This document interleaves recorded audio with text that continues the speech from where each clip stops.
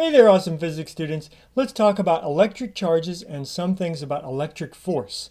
Now, as you know, all matter is made of atoms, and atoms are composed of negative charges called electrons and positive charges called protons. They also have some neutral particles called neutrons.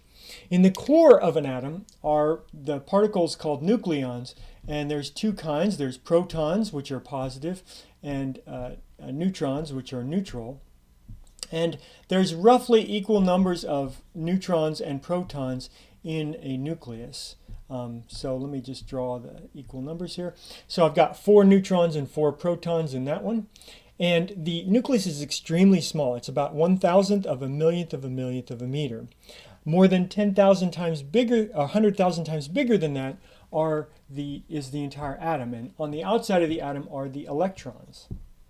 And so whenever we talk about charges, positive and negative charges, these are the charges we're talking about. Protons if they're positive, electrons if they're negative.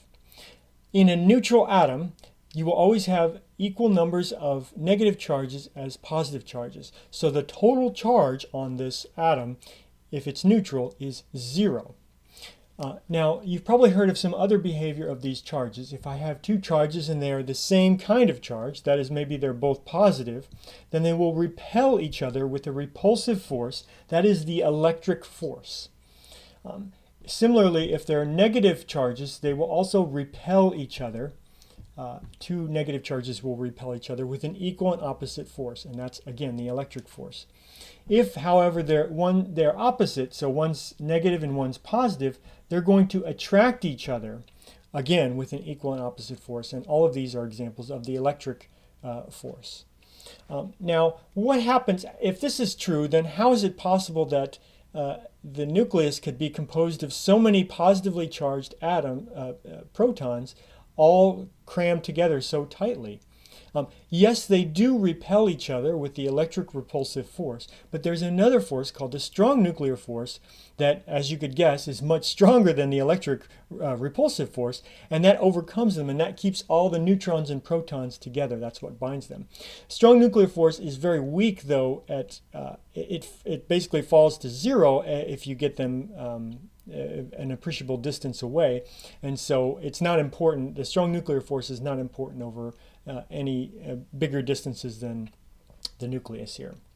Now, what happens in everyday situations? You've probably encountered electricity when you've had, you've taken your shoes and you rub them on carpet, and you can shock your siblings or something like that if you do this on a dry day. What happens there? Well, when you rub your shoes on the carpet, your shoes are going to pull electrons off of the carpet on the outside. So it's the electrons that are going to be doing the moving in all of these situations here. The protons are going to stay in the nucleus the whole time. Because you'll be pulling some electrons from the carpet to your shoes, there'll be a lack of electrons in the carpet, and so overall, if we add up all the positive and negative charges here, there'll be an excess of positive charges, which is a deficit of negative charges. Now, these still are all made of matter, and so there's still a bunch of positive and negative charges all throughout here, but I'm only drawing the extra ones, the ones that don't have a partner to sort of cancel them out. All right, so please keep that in mind. It's still all present here.